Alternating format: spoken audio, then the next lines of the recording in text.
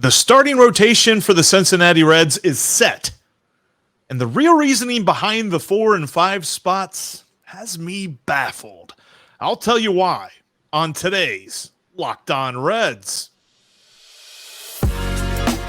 You are Locked On Reds, your daily Cincinnati Reds podcast, part of the Locked On Podcast Network, your team every day.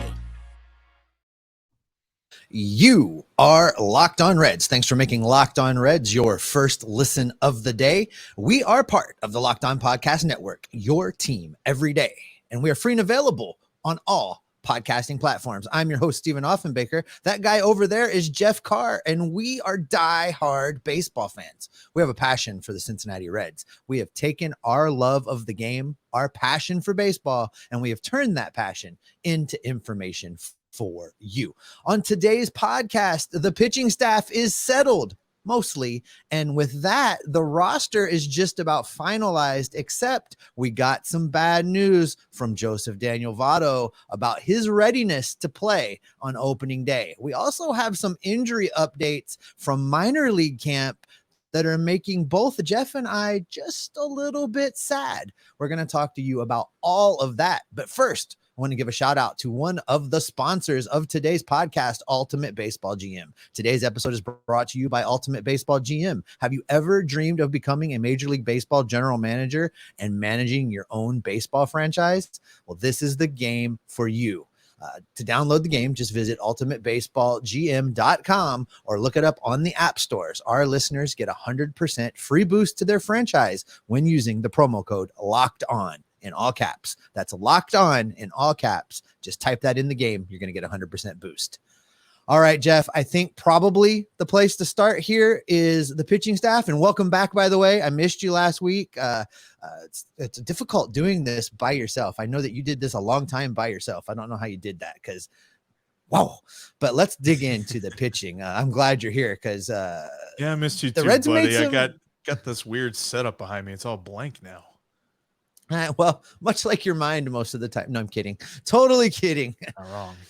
4 and 5, Jeff, while you were away, the Reds did some things, and let's just put it out there right now. The Reds have announced that the rotation is going to consist of the big three in Hunter Green, Nick Lodolo, Graham Ashcraft, followed by Connor Overton and Luis Cessa. And let's start with Connor Overton because they are pitching him. There is a PR spin campaign in full progress right now. Connor Overton, man of consistency, according to the Reds. Consistency, yes. Let's talk about that consistency because last year he had a whopping 4 starts all last year. And when you add those 4 to his career total, he's got 7 career starts in 2 years. And what was the word that the Reds used, Steve? Consistency. He's consistent. What? Like, that's like saying that I'm consistent going to the gym, that I'm consistent with my cardio. Like, I do it when I need to. He did it when he had to. There's no consistency to this. Like, Connor Overton gave the Reds very meaningful starts in the month of May whenever the team was just desperate for any kind of starting pitching. But to say that the Reds know that they can rely on that every 5th day is absolutely silly in my mind. And there's other words that are going about it, but we're going to keep it PG here today because I just think about this as a situation that consistency is a word that they are replacing for something else. And not necessarily a word, but their reasoning, I think, here is faulty. And this is what I was talking about in my cold open. They can spin it however they want to. They pick the guys who weren't rookies. Period. That's what they did. This is not a case where I think that either one of these guys pitch better. And Luis Cessa is making the rotation by default. They wanted Luke Weaver in the rotation. He's hurt. So whenever he comes back, I think Connor Overton maybe gets bumped. I think it's weird that they named him the 4th star. I think they did that so that Cessa has a few more days to build up his arm strength and get ready to go. Because I think whenever Luke Weaver is healthy, he replaces Connor Overton and Overton moves to the bullpen.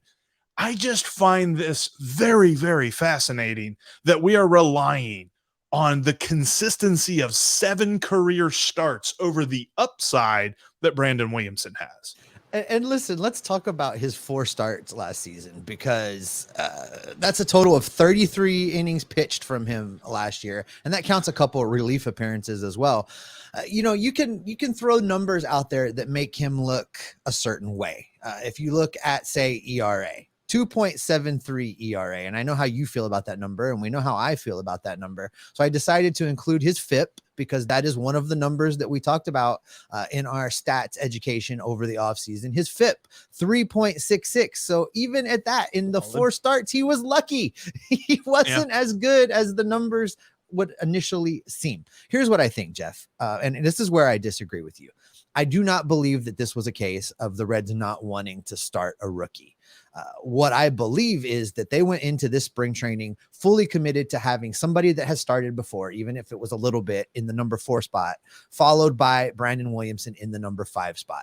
They gave Brandon Williamson every opportunity to go out there and seize a hold of the 5th starter role and make Nick Krall look like a genius and have yet another talent infusion into this rotation. But what happened is Brandon Williamson came into camp and showed that he's still clearly not ready. He was overmatched. Now, your point is well taken. If you're going to run one of these dudes out there that's going to get shelled, it might as well be the young guy and let him learn on the job. And I know that some guys that, I listen to online, Carlos Guevara being one of them, because he's played in the minor leagues. He pitched some in the big league level. He argued with my logic to let him learn on the job. He's like, you can't do that to a guy. And I get where he's coming from with that. But if everybody that we run out there is going to get tagged, it might as well be the young guy that could then work with Derek Johnson on a daily basis instead of being down in Louisville and not working with Derek Johnson. So that's what I would have done. That's not what the Reds did. So that leaves us with Connor Overton as the 4th starter in this rotation. He's going to be followed by Luis Cessa. Now, this falls in line with kind of what they said, at least indirectly, all offseason. There was going to be somebody that's done it before in one of these 2 spots. We thought it was going to be Weaver. Injury changed that. Now it's Cessa. Cessa pitched in 46 games last year, Jeff. 10 of those starts, 4.57 ERA, FIP of 5.02. He was lucky also. I don't know how anybody was lucky with the defense that got ran out behind these pitchers last year, but apparently it was a thing. In his 46 games, he struck out 59 batters, but he walked 28. He's going to have to get a lot better about issuing the free passes if he's going to provide any help at all in this rotation. I'm a little bit worried now, because I think on the first 3 days of the week, the Reds are going to be in every ball game they play with Green, Lodolo, and Ashcraft on the mound. I'm excited about that. Days 4 and 5, Jeffrey. Oh boy, I don't know. They kind of put themselves behind the 8 ball on those 2 days, because and I don't think I could confidently say that Luke Weaver and Brandon Williamson are miles better than Luis Cessa and Connor Overton, but I kind of feel like they're at least a little bit better. Like, the Reds backed themselves into a corner before spring training even started by not going out and getting anyone. And we understood it. We knew their logic behind it was, okay, well, we've got all these guys that are ready to go who could be called up at some point this season. We don't want to block any of those guys. That's fine. But you need 7, 8, 9 starting pitchers for a season. And now we're looking at, if you go 7 deep, if these are the top 5, let's just regale this logic for a minute, that these are the top 5 starting pitchers on the Reds organization. That probably means that Williamson is 6th, or Weaver is 6th, Williamson is 7th, then Levi Stout is 8th, and then maybe Andrew Abbott is 9th. And Chase Anderson's in AAA. Don't even tell me he's on that list, but we're probably going to have to see him at some point this year. So the Reds have backed themselves into a corner where they're so very thin that if one of those 3 guys, Green, Lodolo, or Ashcraft, gets hurt, this could be a major issue for this team. And I hate being this way to begin the week of opening day, but just looking at this starting rotation, I'm not enthused if you're talking about a world where we have to go anytime at all without one of the big 3. You're absolutely right. Listen, the fact of the matter is that the Reds are not breaking camp with their 5 best starting pitchers. And the bullpen is a problem too. And I think maybe we should touch on that coming up in the next segment before we move on. I agree with that. And I tell you, when we're looking at the bullpen, the good news is they made the right call on something. We'll get into what that is coming up next. Plus, Joey Votto gave us an update on his status, and we'll tell you what it means for the opening day roster and the opening day lineup. Before we get into that, though, I want to tell you about one of our sponsors today, and that's the Ultimate GM app. Download it today on the App Store or the Google Play Store and join me in playing the most realistic general manager simulation out there. This is dynasty mode for, like some bigger video game, baseball games, but it's just you don't play every game, but you control every aspect of your team, trades, signings, upgrade your stadium. You can literally control your coaching staff, all this other stuff. You get to build your team. Now, for me, I've got my team on the Fairfield Hoagies. Shout out to Richard's Pizza, getting you some hoagies with some extra onions down there in Fairfield. But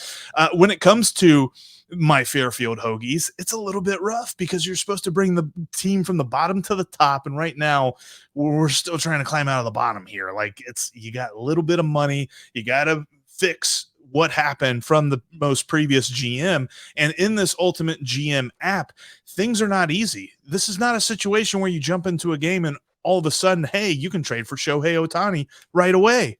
Not going to happen. So you've got to learn how to build your team the slow way. Plus, you can check out Ultimate GM with or without an internet connection. You don't have to have a good internet spot in order to play this game. Plus, today, Locked On Reds listeners get a 100% free boost to your franchise when you use the promo code Locked On in the game store. So make sure you check out this game. Check it out at probaseballgm.com. Scan the code right here in the corner if you're watching on YouTube, or look it up in the App Store or the Google Play Store. That's probaseballgm.com. Ultimate Baseball GM. Start your dynasty today. And speaking of today, depending on when you're listening to this, if you're listening to this on Monday, tonight, I will be live at Fretboard Brewery with Mo Egger from ESPN 1530, and you should come join us too. Come for the exciting Reds talk and stay for some great beer and some pretty darn good barbecue too. Fretboard's got it going on there in Blue Ash. But you know who doesn't have it going on, Steve? Thankfully, it's Hunter Strickland. Because he's not here anymore. The national nightmare is over. We can stop worrying about David Bell trying to bring this guy out of the bullpen in a tight situation and saying, no. I know he's failed 50 times in a row, but this time he's got to figure it out. We don't have to worry about that now. Did you see, by the way, how many times you got tagged on Twitter when this announcement got made? There was a lot of coming at you when this happened. Look, I imagine this was done against David Bell's wishes because it really I really didn't think it was going to happen. I was convinced that Hunter Strickland was going to be in this bullpen. He is now not going to be in this bullpen. We're going to get Derek Law. We're going to get the guys that we talked about in Alexis Diaz. We're going to get Buck Farmer. We're going to get Derek Law.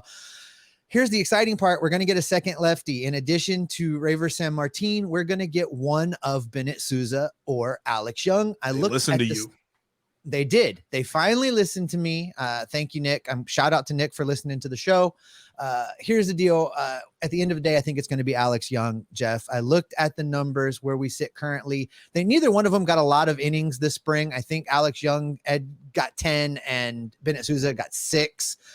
But I go back to last season when I look at their numbers. In 2022, Alex Young was good for 0.6 in WAR, a 2.36 ERA in 25 games. He actually started a game, Jeff, in what I believe had to be an opener situation. Total of 26.2 innings pitched. He struck out 21 batters in those 26 innings. Bennett Souza, not so good. He was -1 in WAR, an 8.41 ERA in 25 games for the White Sox, 20.1 innings pitched, only striking out 12. So if you go back and look at their seasons last year and how they've pitched this spring, Alex Young's been a little bit better this spring as well. I think Alex Young gets the nod here as the second lefty in the bullpen. Yeah, I'm very glad that this is the plan. Now, it's obvious we're not necessarily talking about, some really amazing lefty specialists, but at least the Reds will have a second option so that if Revar Sanmartin has to come out early in the game, then you're going to see, Alex Young or Bennett Sousa back there in the bullpen that they could still use. Now, neither one of these guys, it's very important to know that when you're talking about the Derek Law or the Joe Kuhnel that makes the bullpen over Hunter Strickland, and when you're talking about Alex Young or Bennett Sousa, these are guys that are the last arms in the bullpen. They should not be the first guys out the door. They probably shouldn't be the second or the third guys out of the door, but in specific situations, they could be used. So I'm very glad that at least the Reds are going with this. And maybe Nick Krall spoke some sense into David Bell, who is a situational savant. Maybe savant's a strong word, but he loves himself some situational managing. And so you give him another bullet in the gun for that. I think that this is a right move on a roster that obviously is still waiting on its young guys to come up and take a hold of some different spots. Who's going to fit where? Is Levi Stout going to be in the rotation? Is he going to be in the bullpen? Is Luis Cessa and Connor Overton long for this rotation? Like this roster is going to be in flux. And as much as I am overreacting about this fourth and fifth spot in the rotation, that's going to be a revolving door. The bullpen's going to be a revolving door. We're going to see a lot of different guys in here because Ricky Karcher, Casey Legumina, maybe we'll see Joe Boyle later on this season with his triple-digit fastball, maybe Connor Phillips. Like there's a lot that could happen with this pitching staff. But to kind of round out our pitching discussion here, when I look at the staff on opening day, I see lots of deficiencies and not a lot of guys that I'm like, okay, well, if they struggle, I know it's for a reason because they're going to be here in the future. Not many of those guys are on this roster right now. Yeah, this is going to be an ever-evolving situation. So it's important, if you're listening, to click a subscribe button because we'll keep you locked on this roster the entire season. It's going to be a lot of news every single day. I'm fairly certain of it. But speaking of news, we did get some news from Joey Votto, and it's still a little vague. I think you got to read between the lines about what's being said. He's not outright saying it, but it's certainly not pointing the direction we want to go as far as Joey Votto and his readiness to be in the opening day roster. Yeah, I think that if there's anything that we can glean from his career, it's that Joey is not one to be super poignant about whether he will or will not do something. And especially when it comes to whether he won't do something, he really doesn't want to say that. He doesn't like to say the word no. So he's not going to come out and say, no, I'm not going to be on the opening day roster. But based on a lot of quotes that he has given to Reds beat reporters here recently, it seems to point to him not being ready for opening day. And I start with this. This is the first thing that Mark Sheldon had in his article on MLB.com. He said, I haven't played in any 9-inning games, and he means the spring training. We play every day. We play a 9-inning game every single day for 6 months. More than anything, I'm coming back from a surgery that involves a longer rehab. I want to make sure I am fully prepared when I come back. That sounds like a guy who doesn't think he's fully prepared to come back. Yeah, it definitely sounds like Joey's not where Joey wants to be. I think that, we've seen him coming along. I know that you were busy relocating within the Queen City and didn't get to sit down with Charlie Goldsmith. But when Charlie and I were talking about this, we both got the same read. We've seen progressions in Joey Votto's at-bats and his swings. Yes. And that stand-up double that he had the other day seemed to be another corner being turned. He's getting there. But Joey's being honest, and I think we all see the same thing with the eye test, which is that he's not quite there. So if you take that first quote and you take what we've seen and you combine it with the second quote, Jeff, I think that Joey's saying, I'm not going to play opening day without saying I'm not going to play opening day. Yeah, because he followed it up with this. There is a reason guys ramp up and do the 3 out of 4 days, 7 innings, 9 innings, and they do that for a stretch of time, Joey Votto was talking about. And he said, I'm happy about the progress. My swing doesn't feel ready yet. My legs don't feel ready yet, but I'm working hard defensively on the bases and in competition to be back as soon as possible. Now, could he get his swing ready and could he get his legs ready between now and opening day? There's an outside shot. He could do some inter squad scrimmaging. He could do some minor league games, but he went on to talk about in this article, he said, that's not going to do it. Like guys, veteran players know minor league games are not the answer. You do not get ready for game speed in those situations. So he is admitting, and I think that we're looking at an opening day roster without Joey Votto. So what does that mean for that last spot now that becomes maybe the last two spots? Well, as we're going to talk about coming up, it doesn't mean CES. We're not going to get some surprise move with a guy coming back over from minor league. Unfortunately, no. I think what's going to happen is we're going to get some Jason Vosler on this roster to start the season. And that doesn't mean that I'm saying Vosler is going to be playing first base. We're going to see Will Myers at first base, yes, being spelled by Spencer Steer, being spelled by Tyler Stephenson, being spelled by a couple other guys that they can stick over there just to kind of make it work until Joey gets back. I think that, you know, we're probably talking about a few extra weeks, not a month of playing without Joey Votto. I think we'll see Joey mid-April at the latest. And that's that means Jason Vosler is going to be around. I don't know. And I don't even know how much Jason Vosler is going to play. He's going to be a guy with a uniform sitting on the bench most of the time, but we know David Bell uses those dudes. He can't help himself because he likes to tinker and he likes to make all of the in-game switches and adjustments. So that's the thing with David Bell as your manager. Some managers, you can hide a guy down there on the end of the bench and he's only going to play in the most emergency of situations. That's not David Bell. He uses everything he's got pretty much on a nightly basis. So yep, Vosler's going to play. I don't think he'll start a lot. I don't think he'll get a lot of critical at bats, but he's going to be around and we're going to see him until Joey's healthy. Well, and the bench just doesn't have that many left-handed bats and Vosler's a lefty. So I think that just kind of bodes well for his prospects to make this roster, because losing a lefty and Joey Votto, I don't think they're going to want to be like, okay, we'll trade a lefty for a righty here. I think it'll probably be Jason Vosler. Yeah, I think that's where we're at. Joey Votto, not going to be ready. That opens the doors for Vosler to at least play. Maybe he can be the surprise. We get one of those every year, right? Maybe it's going to be Vos. Maybe it's going to be Vosler that we can trade away at the All-Star break for something good. All right. Some sad news coming up, Jeff. 2 key players for the Reds over in minor league camp. They're not going to be starting the season the way that we thought they were, and that could make their arrival times in Cincinnati later than we hoped they would be. We're going to tell you who we're talking about and what happened coming up here in just a minute. But before we get to that, I want to talk to you about one of the sponsors of today's podcast. Today's show is brought to you by Built Bar. Built's got their own March Madness going on right now. And if your bracket's like mine, if your bracket's like Jeff's and like most of the countries, it's destroyed.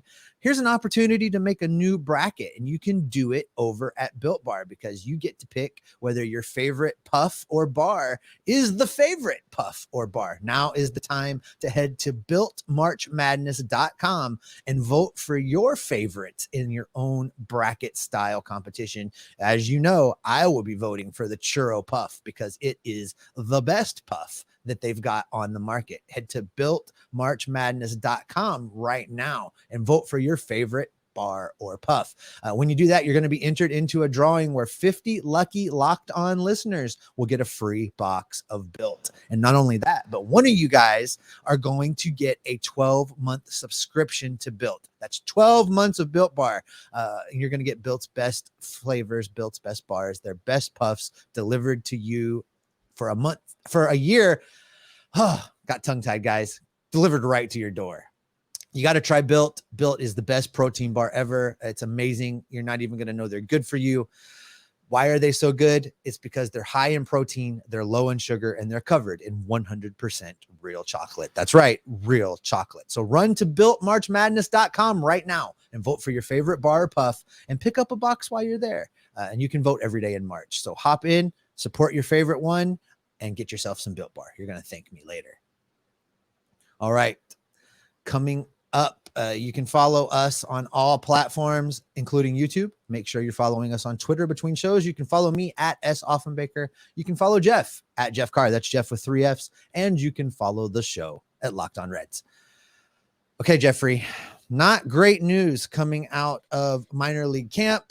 There's a couple dudes hurt and a couple dudes that we are both banking on being around sooner than later for these Cincinnati Reds, but those arrival dates may now be delayed.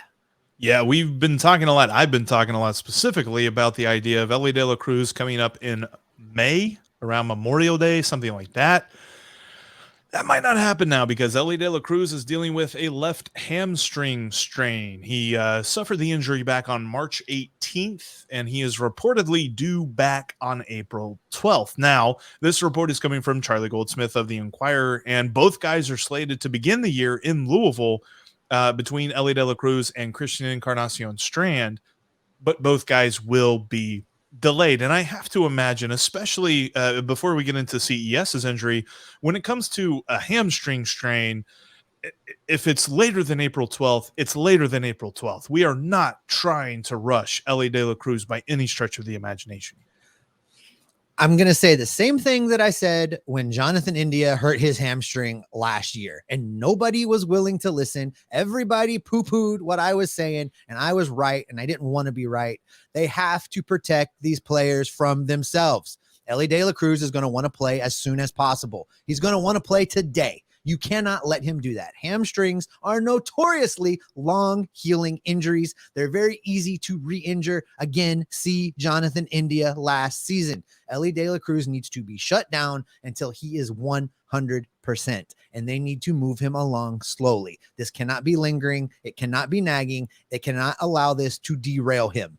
And the tendency is going to be to listen to the player, and the player is going to tell you he's ready to go. Whenever Elly De La Cruz says he's ready to go, add 3 weeks. I'm being serious here, Jeff. They cannot screw this up because he has too much talent and he's too important. And if we got to wait 3 extra weeks, we got to wait 3 extra weeks.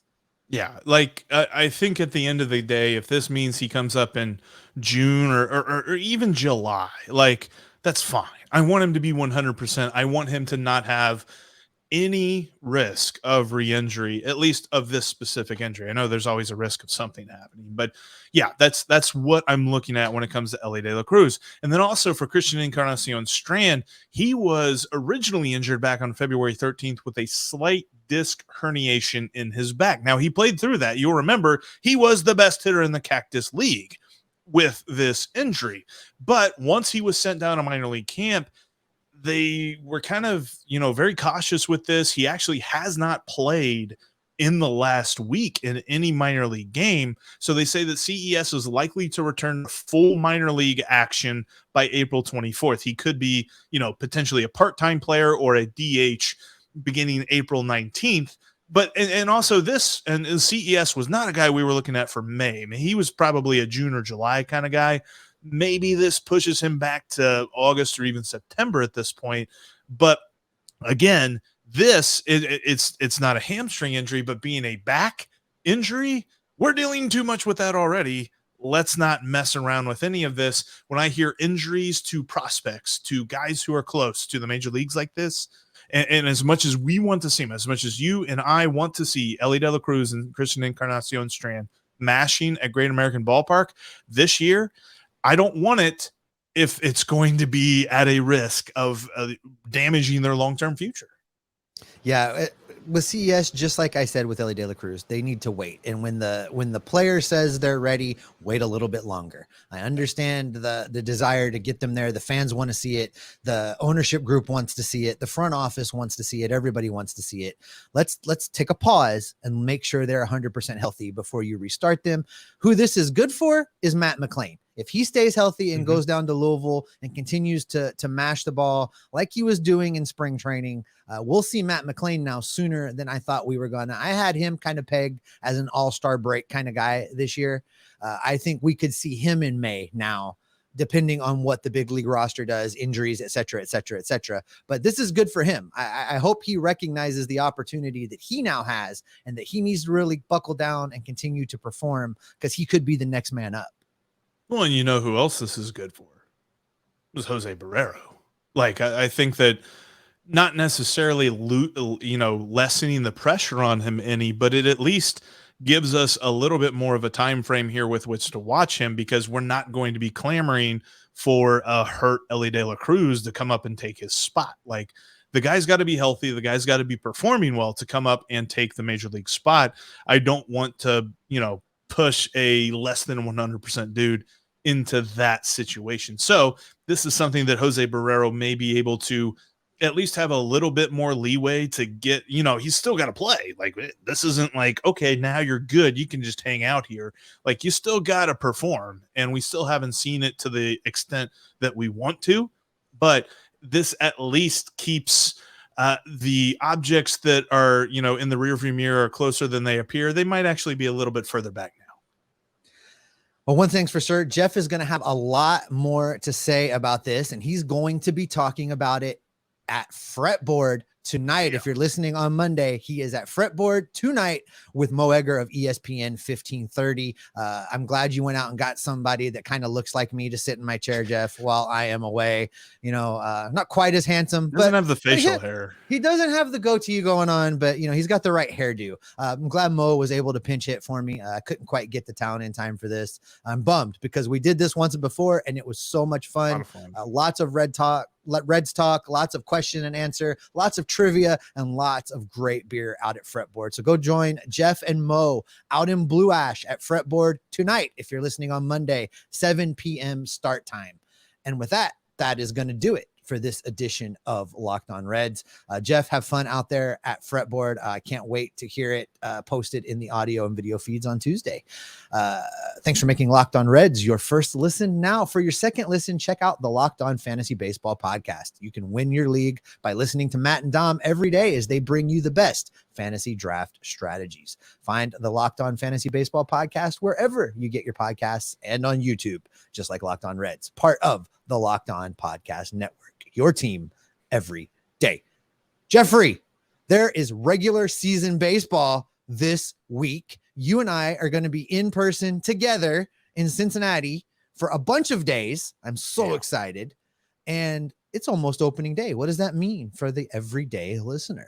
Happy opening day week, everyone. We are going to be all over what the final roster looks like, the opening day lineup. We're going to be talking about Hunter Green and getting you ready for the start of the season. Plus, make sure you show up. I mean, Fretboard Brewery is an awesome brewery. Got a great beer there. Center field, got some great barbecue. They have amazing pulled pork barbecue fries. You got to check it out. It's Fretboard and Blue Ash. Mo Egger, myself, and hopefully you will be talking some Reds, because we are going to be Locked On Reds every single day. What's the over-under on the number of beers you're going to drink? Take the over.